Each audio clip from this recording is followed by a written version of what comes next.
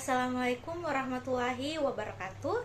Perkenalkan kami dari kelompok 5 yang akan memaparkan materi mengenai karya ilmiah. Adapun anggota kelompok kami yaitu ada Arnita, Rahmawati, Sapriyadi, Suci Cahyani, Anisha Syamgeno, dan Reski Rianti. Kami akan membahas beberapa pembahasan diantaranya yaitu definisi karya ilmiah, hakikat karya ilmiah, jenis-jenis karya ilmiah, serta sistematika penulisan karya ilmiah. Baiklah, materi pertama akan disampaikan oleh saya sendiri. Perkenalkan, nama saya Suci Cahyani dengan ekor NIM 023. Saya akan membahas materi tentang definisi karya ilmiah. Karya ilmiah merupakan sebuah hasil penelitian yang disusun berdasarkan metode ilmiah, dan karya ilmiah bertujuan untuk menyampaikan hasil penelitian, analisis, ataupun kajian ilmiah dengan cara yang dapat dipahami oleh si pembaca. Karya ilmiah disusun dengan menggunakan data yang valid, bersifat fakta, dan dapat dipertanggungjawabkan, serta terdapat teori-teori yang relevan. Adapun para ahli yang mendefinisikan karya ilmiah yaitu pertama ada Brotowijoyo. Menurut Brotowijoyo, karya ilmiah merupakan karangan ilmu pengetahuan yang mempunyai fakta dan dibuat dengan menggunakan metodologi penulisan yang baik dan juga benar. Yang kedua ada Eko Susilo M.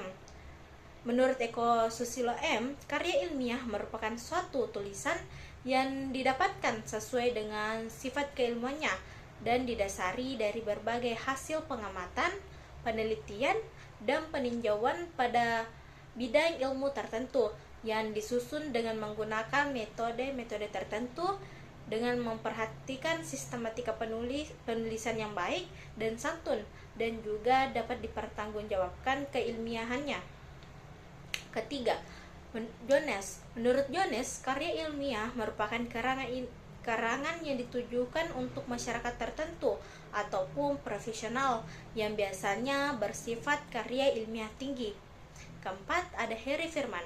Menurut Harry Firman, karya ilmiah merupakan laporan berupa tulisan yang dipublikasikan ataupun dipaparkan dari hasil pengkajian atau penelitian yang telah dilakukan.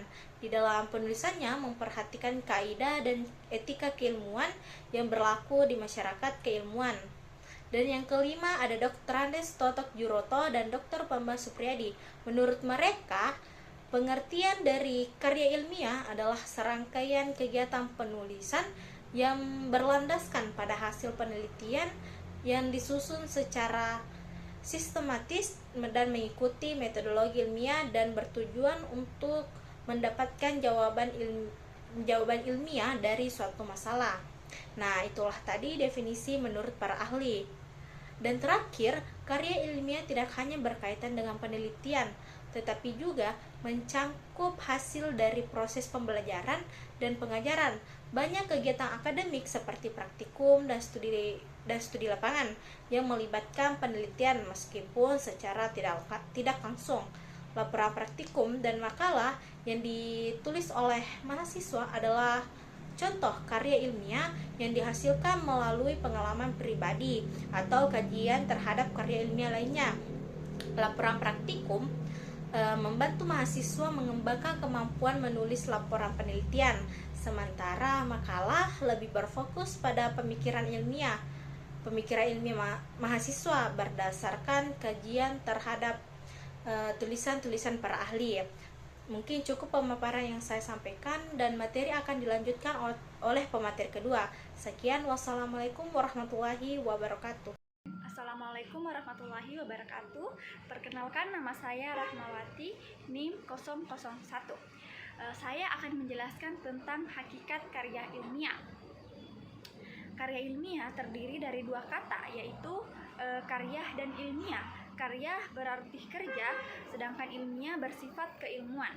Dari pengertian tersebut dapat disimpulkan bahwa karya ilmiah adalah karya dalam bentuk tulisan yang di dalamnya terdapat suatu masalah dan pemecahan masalah yang disusun berdasarkan metode penulisan yang baik dan benar serta dapat dipertanggungjawabkan kebenarannya. karya ilmiah itu sendiri tidak hanya berdasarkan pada rasio, tetapi juga berdasarkan pada kebenaran atau fakta yang ada. Jadi karya ilmiah ini harus berdasarkan proses hasil pemikiran ilmiah dari sebuah penelitian. Adapun beberapa unsur dari karya ilmiah, yang pertama itu mengandung masalah dan pemecahan masalah. Apa sih maksudnya? Yaitu jika seseorang ingin tertarik untuk membaca tulisan kita, maka kita harus membuat topik yang sedang marak dibicarakan di lingkungan masyarakat, dan serta kita harus dapat menemukan pemecahan dari permasalahan tersebut. Yang kedua yaitu masalah yang dibahas harus bersifat objektif, yang dimana maksudnya adalah masalah yang telah kita tulis itu harus benar-benar terjadi atau sesuai fakta, bukan dari angan-angan sang penulis saja. Yang ketiga yaitu tulisan harus lengkap. Maksud dari tulisan harus lengkap yaitu jika menulis suatu masalah harus lengkap kejadiannya agar tidak terjadi masalah baru. Yang keempat yaitu disusun berdasarkan metode tertentu.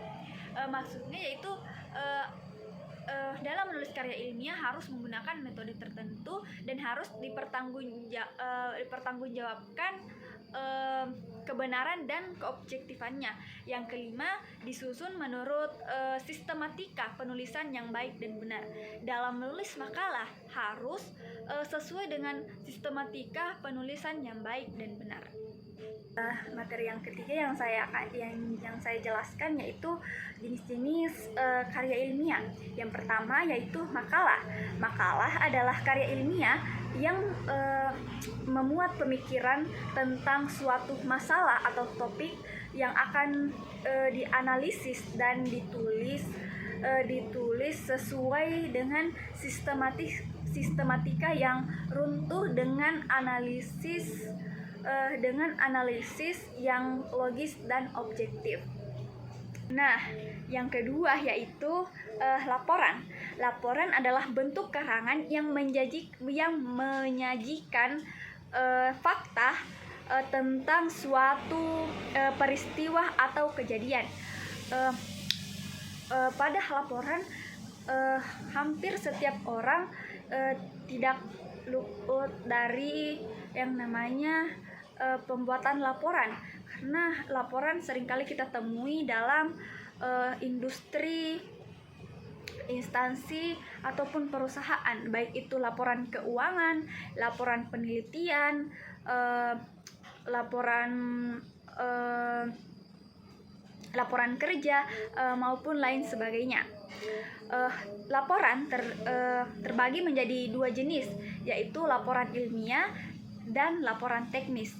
Laporan ilmiah adalah laporan yang disusun melalui tahapan berdasarkan teori tertentu dan menggunakan metode ilmiah yang telah disepakati oleh para ilmuwan menurut Zainal Arifin 1993. Nah, yang kedua yaitu laporan teknis.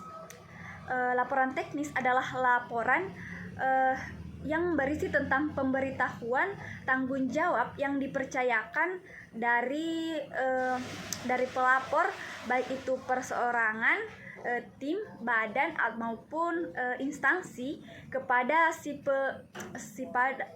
si penerima laporan tentang teknis penyelenggaraan suatu kegiatan. Baik, mungkin hanya itu yang dapat saya paparkan. Sekian dari saya. Assalamualaikum warahmatullahi wabarakatuh.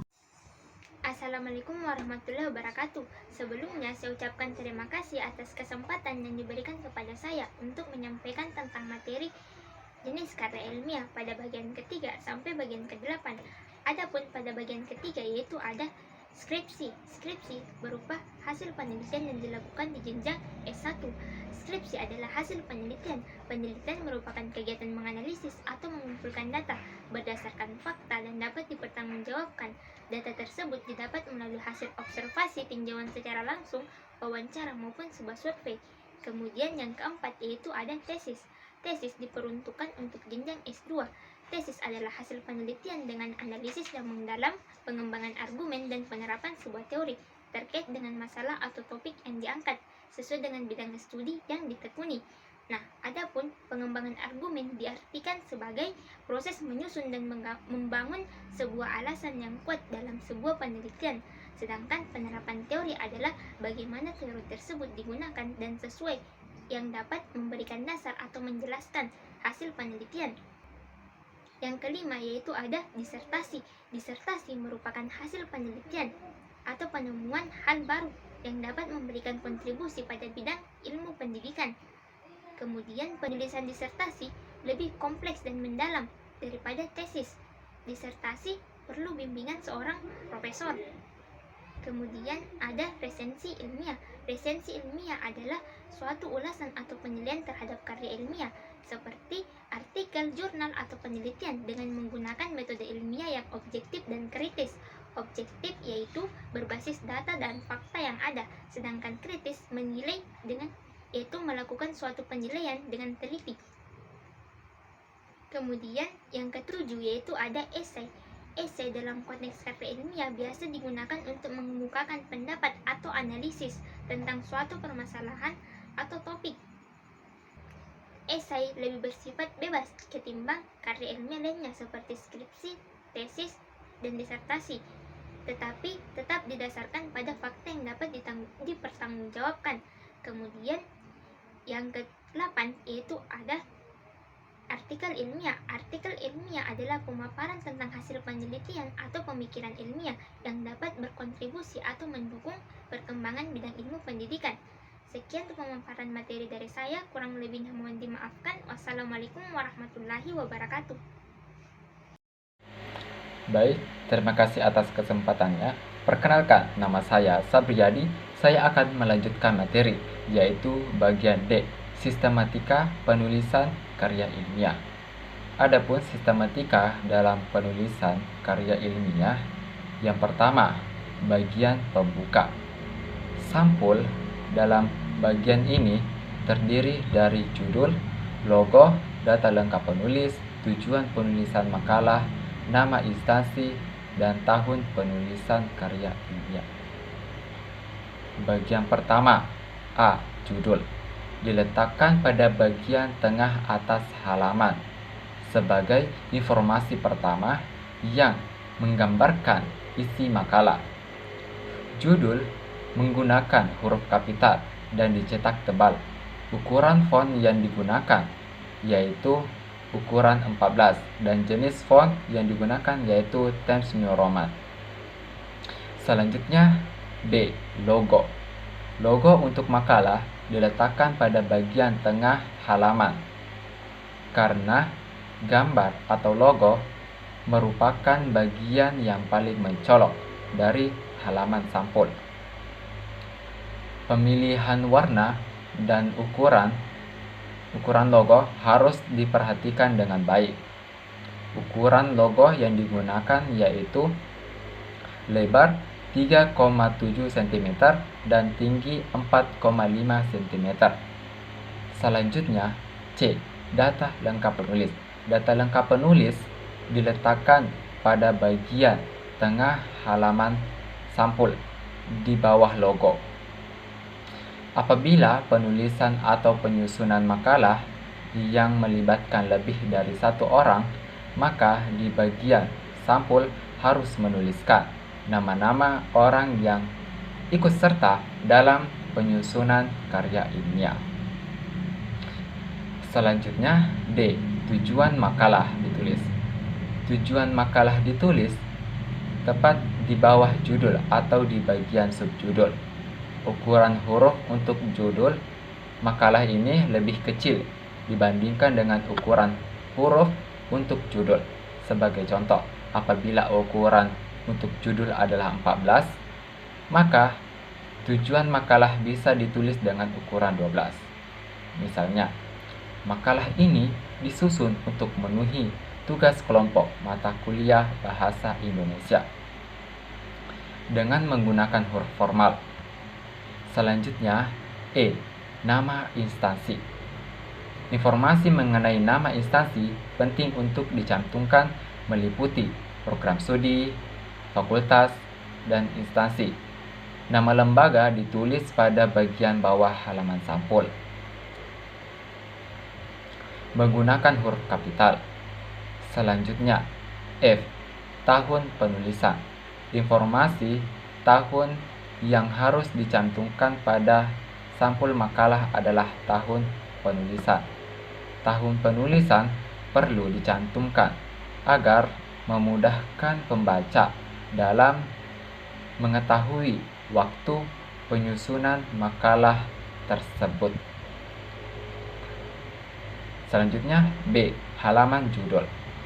Halaman judul dalam karya tulis harus sudah mencirikan identitas siapa penulisnya, asal instansi, logo instansi. Judul ditulis dengan huruf kapital.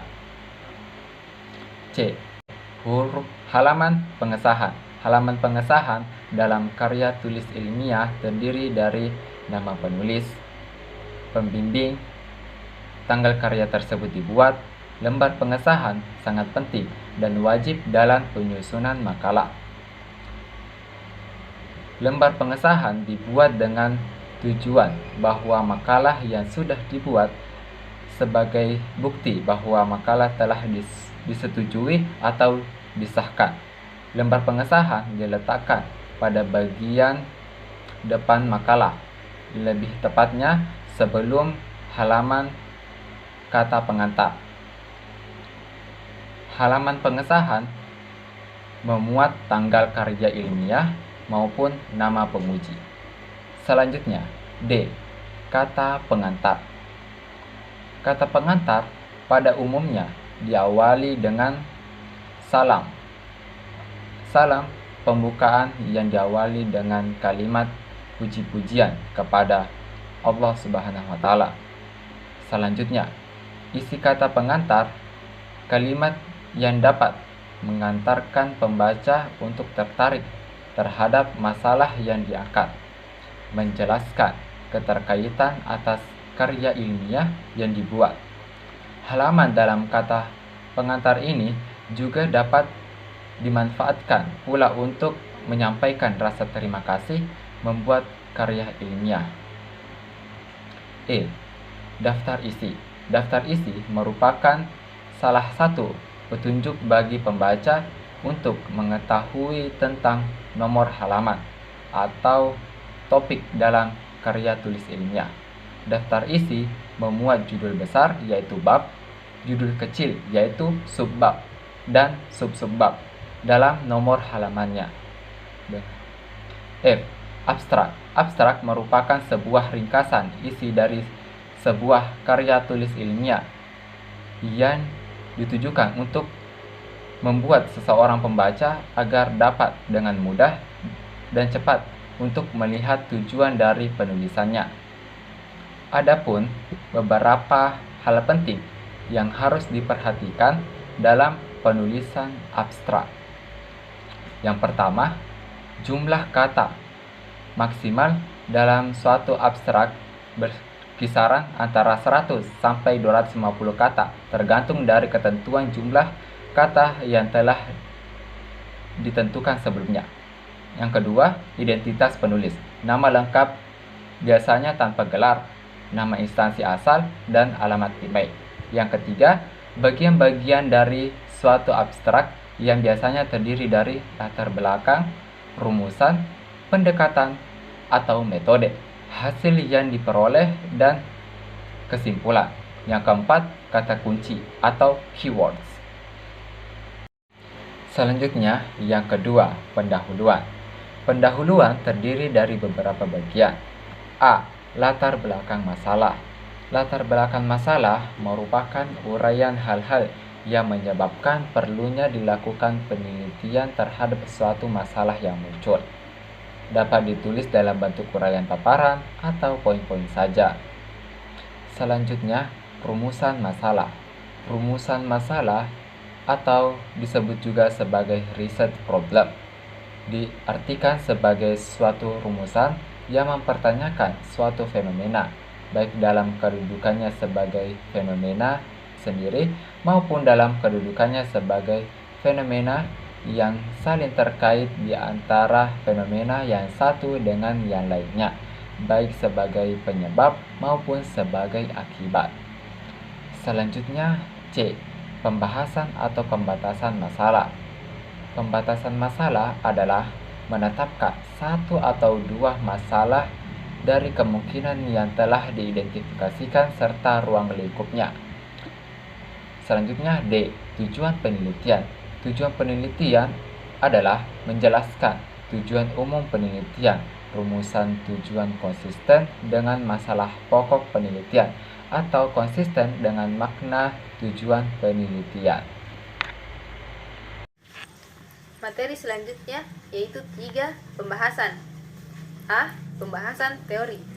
Menurut KBBI, teori adalah pendapat yang didasarkan pada penelitian dan penemuan yang didukung oleh data dan argumentasi. Penyelidikan eksperimental yang mampu menghasilkan fakta berdasarkan ilmu pasti, logika, metodologi, dan argumentasi.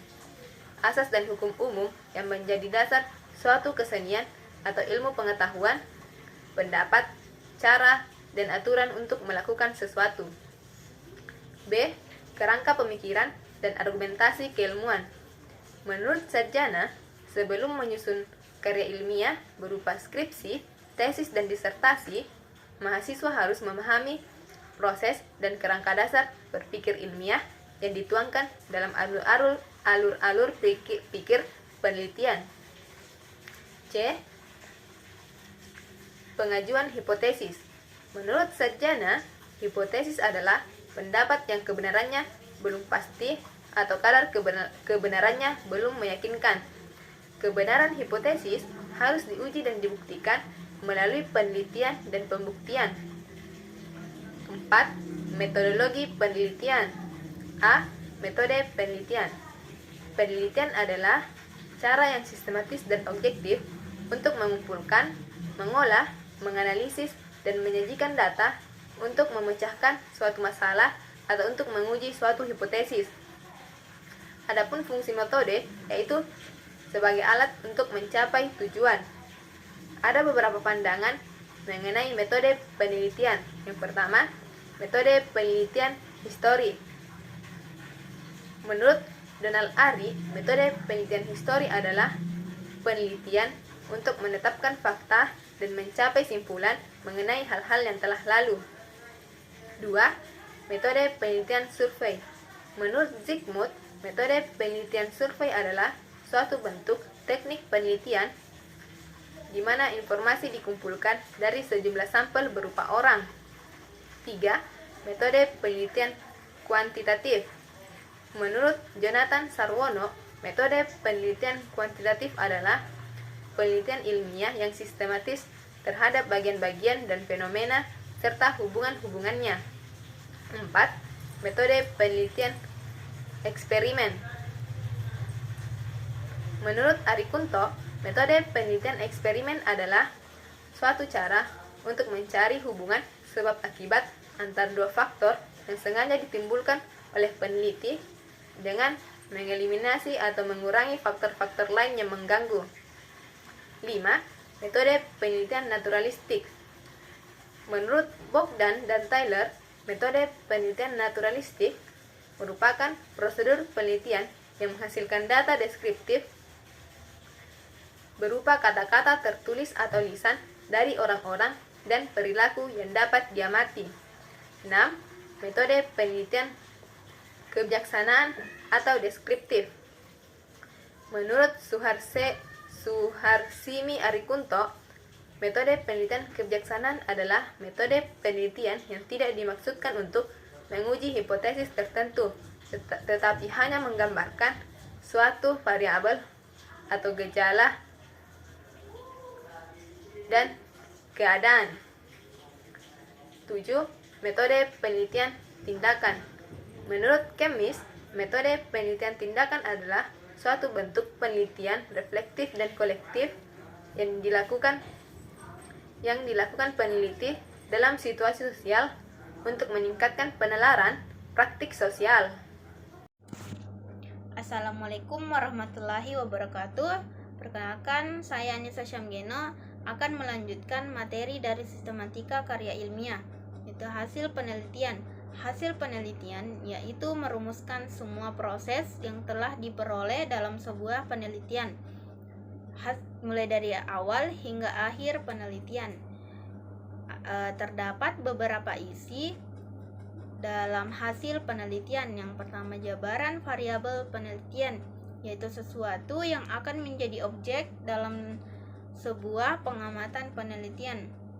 Yang kedua, hasil penelitian, yaitu temuan yang diperoleh dari proses penelitian.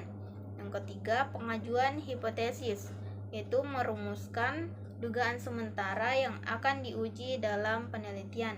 Yang keempat, diskusi penelitian, yaitu mengungkapkan pandangan teoritis tentang hasil yang telah diperoleh. Materi selanjutnya, penutup. Penutup adalah bagian akhir yang merangkum hasil penelitian dan memberikan kesimpulan serta saran kepada pembaca. Kesimpulan merupakan gagasan yang tercapai pada akhir pembicaraan. Saran adalah solusi yang ditujukan untuk menyelesaikan permasalahan yang dihadapi. Bagian penutup ini berfungsi untuk memberikan pemahaman akhir kepada pembaca, sebagai mengenalkan kontribusi dan relevansi penelitian yang telah dilakukan, sehingga penting untuk disusun dengan jelas dan padat. Materi selanjutnya yaitu bagian penunjang.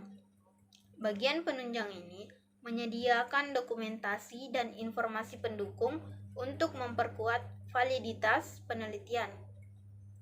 Beberapa bagian penunjang yaitu daftar pustaka, yaitu referensi sumber-sumber yang digunakan dalam penelitian. Yang kedua, lampiran, yaitu dokumen tambahan seperti instrumen penelitian, tabel, gambar, dan data yang relevan. Yang ketiga ada daftar tabel. Daftar tabel ini memudahkan pembaca untuk menemukan informasi visual yang disajikan dalam karya ilmiah. Wassalamualaikum warahmatullahi wabarakatuh.